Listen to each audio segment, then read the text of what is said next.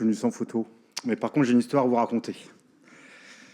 Donc, nous sommes en 1226. Saint-Louis vient d'être nommé roi de France, le futur Saint-Louis. C'est Louis IX. Et Louis IX, il a une vision pour Paris assez incroyable, c'est qu'il veut la pacifier un peu plus. Et là où vous vous trouvez actuellement, c'est ce qu'on appelait le château maléfique de Vauvert. L'expression aller au diable Vauvert, c'était ici.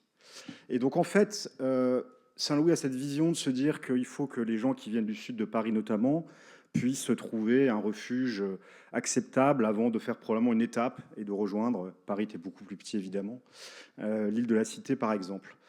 Et il va le demander à des hommes un peu particuliers de venir pacifier cet endroit, ce sont des Chartreux. Les Chartreux, c'est un ordre fondé par Saint Bruno en 1084 dans les montagnes de Chartreuse. Et qui avait cette vision pour l'humanité de dire nous, on va créer des murs, les monastères, autour de nous, pour se couper du monde, pour pouvoir prier pour toute l'humanité. Et pour ça, on va devenir ermite. On va devenir ermite, on va vivre en communauté. Donc encore à l'heure actuelle, c'est le seul ordre de l'Église catholique qui a cette vocation très particulière de prier pour l'humanité. Et ils viennent ici, c'est assez étonnant, parce qu'on est évidemment aux portes de Paris, mais Paris était beaucoup plus petit, et ils vont faire plutôt un bon usage, puisqu'en fait, toutes les quelques minutes que je vais avoir devant vous, finalement c'est pas mal de m'avoir envie avant l'apéritif, ça vous fera peut-être envie aussi, ou en tout cas le repas, c'est de faire du lien entre tout ce qui a été dit ce matin. Parce qu'en fait, moi je trouve hyper intéressant, c'est que les Chartreux nous font un pont entre des racines très profondes. À nouveau, on est en plein milieu du XIIIe siècle, c'était les plus grands apothicaires à cette époque-là, et aussi les plus grands arboriculteurs.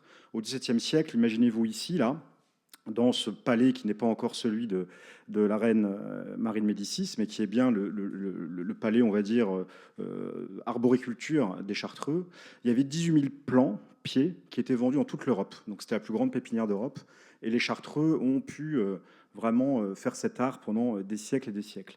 Ils guérissaient aussi tous les Parisiens, les plus illustres, comme Richelieu, mais aussi la plèbe. Et c'était vraiment très important parce qu'ils avaient un lien particulier avec ce soin. Et c'est bien le fil rouge, ou le fil vert en l'occurrence, qui nous a tenus en haleine toute la matinée sur comment soigner les personnes et comment le mieux le faire. Et les Chartreux ont eu cette intuition de se dire qu'au lieu d'opposer les choses, on va les réunir. On va les réunir et ils ont accepté tout un tas de choses dans leur histoire. Merci du témoignage d'Emmanuel qui m'a beaucoup touché. Tu le dis bien, effectivement, c'est pas une résilience, mais quelque part, il y a de la robustesse dans tout ce qu'on va faire. Et les Chartreux, ils ont connu des effondrements, des révolutions, des expulsions. Et ils sont encore là, 1000 ans après, avec 22 monastères à travers le monde, et toujours en lien avec le soin. Alors Guillaume, tu l'as dit presque avec humour, c'est vrai que la liqueur, on la voit aussi plus dans les bars et les restaurants, mais c'est vrai qu'on fait vivre l'herboristerie à travers la liqueur chartreuse aujourd'hui et depuis très longtemps. Pour vous dire, nous n'avons pas, nous, accès aux 130 plantes. Moi, je suis un PDG d'une société qui ne connaît pas ce qu'il vend, et c'est vrai. Donc je prends les risques pour les Chartreux aussi. Mais ce qui est certain, ça c'est vrai aussi parce que je les vois, ces gens-là, nous travaillons avec plusieurs herboristes. Dans votre jargon, vous direz paysans herboristes, évidemment, donc tout en bio, etc. Et des cueilleurs pour la composition des 130 plantes. On peut dire qu'une grande majorité des plantes viennent vraiment de là où on est nous, donc on est en gros vers Grenoble, pour ceux qui ne connaissent pas. Et c'est 40 tonnes de plantes sèches par an, donc c'est pas rien. Et ça vient effectivement des cultures et des cueillettes.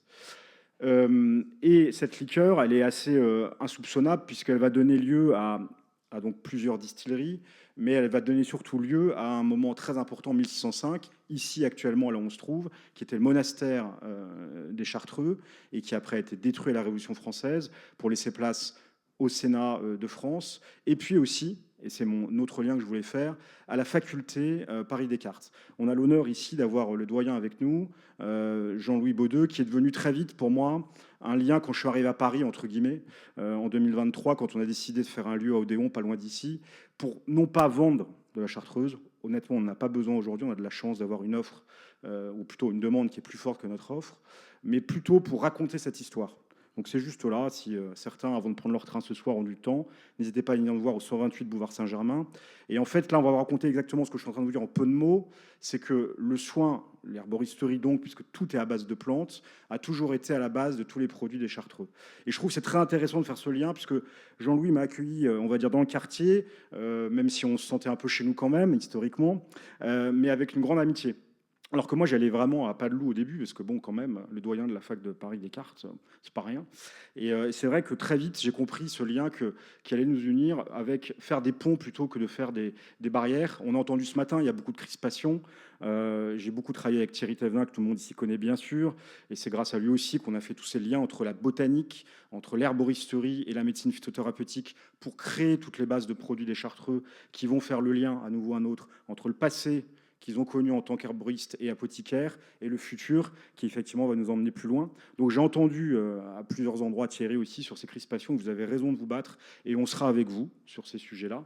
Et ça, je trouve ça intéressant qu'une entreprise, alors dans le topo, on m'a dit une grande entreprise qui s'intéresse. Moi, je me considère comme une PME. Hein. Je suis une PME techniquement d'ailleurs. Mais c'est vrai que par rapport aux réalités économiques qui ont été dites tout à l'heure, on est un peu plus gros, c'est vrai. On a une image aussi un peu plus mondiale. Et moi, je viens avec beaucoup d'humilité parce que je n'ai aucune connaissance, ou très peu, de ce que vous faites au quotidien. Je ne sais pas reconnaître forcément toutes les plantes quand je vais dans les exploitations que nous avons. Et c'est OK, chacun son métier. Par contre, là où on va pouvoir aider, nous, la filière, c'est à dire, bah, en fait, Chartreuse, c'est quand même un peu des illuminés, quoi. Parce qu'en fait, on est à une liqueur qui marche très très bien. On aurait pu continuer à faire que ça.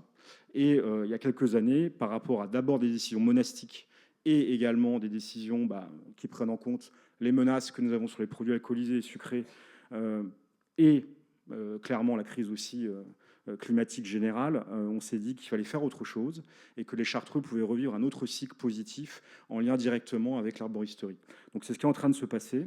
Et ce pari un petit peu fou, on va le faire dans plusieurs régions de France et même en Italie, basé toujours sur des monastères. Et ce qui va être intéressant, des monastères vivants, où il y a des moines et des moniales. Et ça va être intéressant de pouvoir faire vivre ce projet avec toute la filière que vous avez décrite. Et nous, on sera partie prenante de tout ça, parce que pour nous, demain, ce sera important de dire que plus de 75% de nos plantes viennent du monastère de Nonangue dans l'Aveyron, du monastère de Montrieux dans le Var, du monastère de Portes dans l'Ain.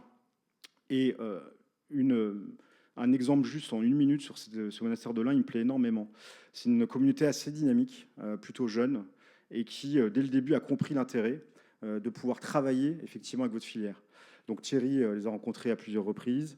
On a eu aussi Bruno Dalgobo, donc évidemment médecin phytothérapeute, qui est venu les voir. Et tous les deux, ils ont fait confiance aux moines d'utiliser la matière végétale de la mieux possible. Et les moines ont dû faire confiance aussi à Thierry et Bruno en l'occurrence, pour pouvoir travailler avec eux et connaître un peu mieux ces plantes.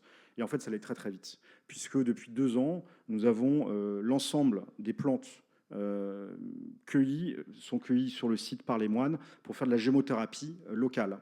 Et donc ça veut dire qu'on est capable, effectivement, en très peu de moyens techniques, en l'occurrence humains, les moines, ils font partie aussi de leur travail du quotidien, de pouvoir créer ces produits-là qui, effectivement, j'ai bien aimé le parallèle tout à l'heure, probablement ne guériront pas le diabète, mais par contre pourront soutenir aussi une forme d'immunité. Et on est très fiers d'être à la fois dans cette médecine, on va dire, plus par les plantes, que aussi soutenir la filière que vous portez tous ici. L'autre lien, enfin, que je voulais faire, c'était vraiment aussi par rapport à cette herboristerie qui est face à nous et qui un certain nombre de défis, vous êtes bien meilleurs que moi pour les dire, mais nous, on a fait ce pari-là, que le monde dans lequel on va vivre demain, et nous, on a des très longs termes à la Chartreuse, on a 1000 ans d'histoire, on a beaucoup de chance de pouvoir se projeter dans le très long terme, et en 2040, pour nous c'est demain matin, on a fait le pari que la moitié de notre contribution à l'ordre passerait effectivement par ces produits qu'on appellera de soins, de santé, en disant le gros mot, ou bien-être, comme vous voulez, mais en tout cas qui sont dissociés de la liqueur. Et à nouveau, c'est un pari assez invraisemblable qu'on est en train de réaliser avec une réalité économique. Maintenant, on a des équipes dans les terrains agricoles. On a des équipes qui sont en lien avec les pharmaciens. Je ne sais pas où ils étaient tout à l'heure, mais qu'on a entendu. Donc, c'est nos futurs aussi clients qu'on va aller voir pour promouvoir toute une gamme de produits avec une filière d'herboristerie française très puissante. Et moi, je suis assez fier de ça parce que quand on avait démarré effectivement un projet plutôt d'externalisation de ce projet-là, en disant bon, nous, on n'est pas producteur de plantes direct, on va aller voir un peu partout ce qui se passe en France. On n'a pas trouvé. On n'a pas trouvé de la plante en volume de qualité, bien sûr. Je sais qu'il y a énormément de producteurs qui font plein de belles choses, mais nous, effectivement, on visait quelque chose de plus volumétrique. Et donc, je trouve ça intéressant de se dire aussi que à travers le projet Chartreuse qui démarre, donc à nouveau avec beaucoup d'humilité, parce que l'agriculture c'est difficile, vous le savez, et ben on souhaite prendre une part importante aussi dans ce projet-là pour pouvoir aussi faire écho. Et moi je serais très heureux que demain il y ait plusieurs modèles comme le nôtre Chartreuse qui émergent en complément des TPE, en complément des acteurs qui sont un peu plus au milieu de tout ça, pour faire équipe et pour faire filière. Donc voilà, donc en guise de conclusion, moi je suis très heureux d'être voilà, entre Guillaume et Jean-Louis, puisque pour moi on est vraiment au centre de l'histoire des Chartreux qui reviennent un peu à leurs origines ici à Paris, qui était vraiment le monastère qui a permis le déploiement de cette magnifique élixir de longue vie, on l'appelait à l'époque, en 1605, qui guérissait les Parisiens et qui a rendu beaucoup de services, notamment dans les crises de choléra du 19e siècle. Et donc aujourd'hui, on va retrouver une forme, on va dire, plus consensuelle, parce qu'effectivement, l'alcool est un peu plus décrié que probablement il y a 400 ans, pour trouver aussi une façon pour les Chartreux de soigner les populations autour d'eux et au-delà. Donc, très heureux d'avoir participé à ce colloque. Pour nous, c'est très important d'être ici aussi présent à vos côtés et d'ouvrir cette filière à d'autres acteurs, on va dire, un peu moins classiques que la très belle table ronde qu'on a pu entendre ce matin. Merci à tous.